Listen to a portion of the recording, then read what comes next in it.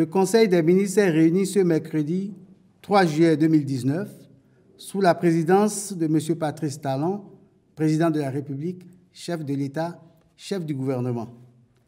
Les décisions ci-après ont été prises. Au titre des communications, compte rendu d'étape des travaux de construction de la centrale électrique thermique de 120 MW à Maria-Gleta 2 et autorisation pour l'acquisition d'un domaine complémentaire d'environ 3,5 hectares nécessaire à l'extension du projet. Il ressort du dit compte rendu, présenté par le ministre de l'Énergie, que la construction de la dite centrale est achevée et que le démarrage des différents moteurs a été réalisé avec succès. Toutes les missions d'évaluation, y compris celles des institutions de financement, rassurent que les travaux sont de bonne qualité et soulignent le respect par le constructeur des délais contractuels. La réception provisoire de la centrale peut donc avoir lieu, suivie de sa mise en service effective.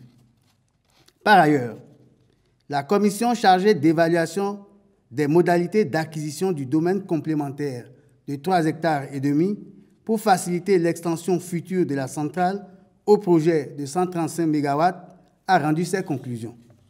Sur cette base, le Conseil a autorisé cette acquisition et instruit les ministres intéressés à l'effet de sécuriser le domaine. 2. Relève des contingents béninois engagés dans les opérations de soutien à la paix sous l'égide des Nations Unies au titre de l'année 2019. Notre pays contribue régulièrement aux équipes onusiennes de maintien de la paix. La bonne conduite générale de nos troupes les crédite d'une appréciation positive. Pour confirmer cette réputation, tout en leur permettant de renforcer leur expérience, le Conseil a décidé de procéder aux 2 camps de cohésion et aux 2 relèves prévus pour le compte de l'année 2019. 3. Contractualisation pour la réalisation des travaux d'aménagement et de stabilisation de la berge sud du fleuve Mono à Gbekon et sélection d'un bureau de contrôle et de surveillance des travaux dans la commune de Grand Popo. Le site de Gbekon s'avère particulièrement stratégique pour le développement économique de la côte ouest de notre pays. Compte tenu des aléas climatiques actuels, une érosion sévère s'observe sur la berge sud du fleuve Mono et menace l'arrondissement d'Avlan et son patrimoine écologique. Pour atténuer ce phénomène, en attendant la mise en œuvre de la phase ouest du projet de protection de la côte, qui prend en compte toute la commune de Grand Popo, il est prévu la réalisation de travaux d'urgence. Ceci consiste en, premièrement, un dragage fluvial de sable, deuxièmement, l'épandage du sable sur une superficie de 3 hectares 88 centiares, troisièmement, la réalisation d'une digue aux fins d'absorption des eaux de ruissellement et de leur conversion en infiltration verticale. Quatrièmement, la mise en terre de plans de palétuviers aux fins de réalisation d'une surface de 13 095 m² de mangroves sur toute la longueur nord de l'ouvrage. Et enfin, cinquièmement, un suivi environnemental pour la préservation des habitats écologiques et des écosystèmes. Le Conseil a autorisé la réalisation des travaux et le recrutement d'un bureau d'études pour en assurer le contrôle. 4. Financement du plan d'intervention prioritaire dans la réserve de biosphère transfrontalière du Parc national W. Ce complexe, d'une superficie de 7 623 km², fait l'objet d'une forte pression démographique avec des activités illicites de braconnage, d'élevage, de pêche et d'exploitation forestière. Préoccupé par cette situation, le gouvernement a mis en place un plan d'intervention prioritaire dont une partie du financement incombe au budget national et le reste à la Fondation des savanes ouest-africaines, partenaire stratégique du projet. Appréciant l'urgence de la mise en œuvre de ce plan, le Conseil a autorisé le décaissement de la contrepartie béninoise qui s'élève à la somme de 347 361 840 francs CFA. 5. Contractualisation pour la mobilisation des ressources et la réalisation des travaux de construction du complexe touristique de la Marina et des infrastructures auxiliaires à Diagbadi, dans la commune de Ouida. Ce projet, confié à l'entreprise Yunuan Construction and Investment Holding Group, à la suite du Conseil des ministres du 27 juin 2018, a fait l'objet d'une optimisation et d'un redimensionnement à l'issue desquels les montants ont été revus à la baisse. Il vise la valorisation du potentiel touristique autour de la porte de non-retour, lieu important du tourisme mémorial.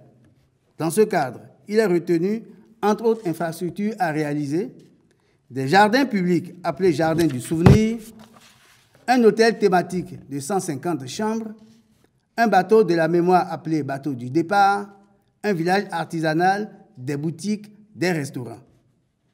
Les ministres intervenant dans la mise en œuvre du projet sont instruits de procéder à la signature du contrat avec l'entreprise et d'accomplir toutes les diligences nécessaires au démarrage effectif et au suivi rigoureux des travaux. 6.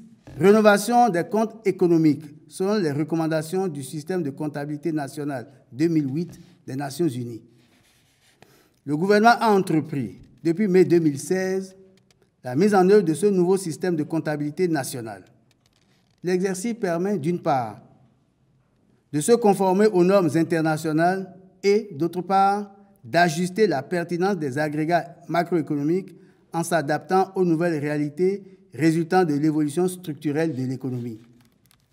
Pour ce faire, et conformément aux normes internationales, l'année de base choisie est 2015 contre 2007 pour les anciens comptes. Ce choix est motivé, entre autres, par la disponibilité des données plus récentes issues notamment du 4e recensement général de la population et de l'habitat et de l'enquête EMICOV 2015. Au terme des travaux conduits avec l'assistance technique du Fonds monétaire international, de la Commission économique des Nations unies pour l'Afrique et l'Observatoire économique et statistique d'Afrique subsaharienne, les principaux résultats obtenus pour l'année 2015 affichent une valeur du PIB qui s'établit à 6 732 milliards 8 contre 4 926,4 CFA dans les anciens comptes élaborés sur la base du système de comptabilité nationale 1993, soit une hausse de 36,7%. Une contribution plus importante des secteurs primaires et tertiaires au PIB, soit respectivement 26,4% et 49,2% contre 22,1% et 45,8% dans les anciens comptes. Une contribution du secteur secondaire au PIB pour 16,4% contre 21,2% dans les anciens comptes. Par ailleurs, les résultats de ces travaux révèlent principalement, en 2018, un taux d'endettement de 41% contre 56% dans les anciens comptes, un taux de contribution fiscale de 10,2% contre 14% précédemment, un déficit budgétaire de moins 2,9% contre moins 4% suivant l'ancienne méthode et un déficit courant de la balance des paiements de moins 6,8% contre 9,3% anciennement. Le Conseil a pris acte de ces résultats et instruit le ministre de l'Économie et des Finances d'assurer la diffusion de cette nouvelle série de comptes économiques. Au titre des rencontres et manifestations internationales, le Conseil a autorisé l'organisation à Cotonou, du 30 au 31 juillet 2019, de la 19e réunion du Comité des ministres du projet de gazoduc de l'Afrique de l'Ouest. Je vous remercie.